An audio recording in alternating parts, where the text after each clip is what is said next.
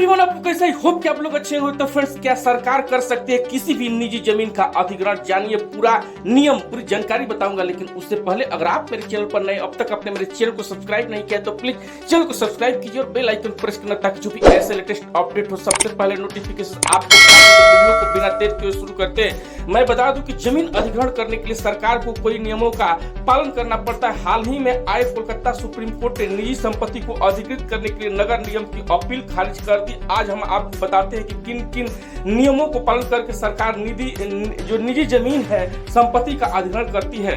तो चलिए जानते हैं, तो क्या सरकार द्वारा अधिग्रहण करने के बाद जमीन को बेचा जा सकता है? चलिए जानते हैं आपको इन सभी सवालों को जवाब। जमीन अधिग्रहण करने के लिए सरकार को कई नियमों का पालन करना पड़ता है। हाल ही में जो है कोलकाता सुप्रीम कोर्ट में निजी संपत्ति को अधिग्रहण करने का एक मामला आया। इस जमीन का अधिग्रहण करते समय नियमों का पालन नहीं किया गया था। अगर सरकार नियमों का पालन नहीं करती है तो निजी जमीन या निजी संपत्ति को अधिग्रहण के बदले मिलने वाले मुआवजे को भी वैध नहीं माना जाएगा। तो मैं बता दूं कि सुप्रीम कोर्ट ने इससे जुड़े एक मामले को सुनवाई में टिप्पणी की और कोलकाता नगर निगम को अपील खारिज कर दिया। भारतीय संविधान में संपत्ति के लिए बहुत से अधिकार दिए गए हैं, जिसके तहत सरकार हर किसी को संपत्ति को अधिकृत नहीं कर सकता है। मैं बता दूं आपको कि प्राइवेट प्रॉपर्टी अधिग्रहण करने का नियम क्या है। सुप्रीम कोर्ट के वकील आशीष पांडे ने जानकारी देते हुए बताया कि सरकार किसी जमीन या निजी संपत्ति को अधिकृत करती है तो उसके लिए जरूरी नियम बनाए गए हैं। सबसे पहले जरूरी बात यह होती है कि जमीन अधिकृत करने का असली मकसद क्या है। प्रॉपर्टी से जुड़े मैं बता दूं कि जो है पूरी तरह से भारत में संविधान लागू होने के बाद उसमें से संपत्ति से जुड़ा नियम भी मिला था। राइट टू प्रॉपर्टी को फंडामेंटल राइट से हटाकर उसे संवैधानिक अधिकार बना दिया गया था।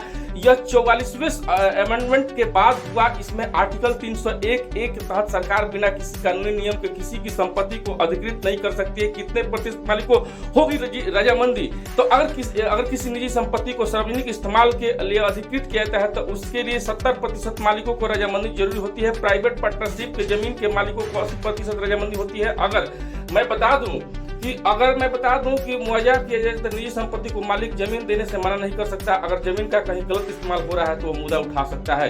तो मैं बता दूं आपको कि क्या सरकार बेच सकती है जमीन को? अगर जमीन जनहित के लिए खरीदी गई है तो सरकार इसे नहीं बेच सकती है। ऐसा करने पर जमीन का मालिक सरकार को कोर्ट में चुनौती दे सकता है। कई प्रदेश में ऐसे मामले जहां जमीन की अधिकृत किसी वजह से किया गया और कारण कुछ और बताया गया। आमतौर पर सरकार द्वारा जमीन बेची नहीं जा सकती, बल्कि लीज पर ली जा सकती है। तो फ्रेंड्स, ये सरकार का जो है सरकार को जमीन अधिग्रहण का नियम का आपको कैसा लगा इस वीडियो के माध्यम से कमेंट करके जरूर बताएं।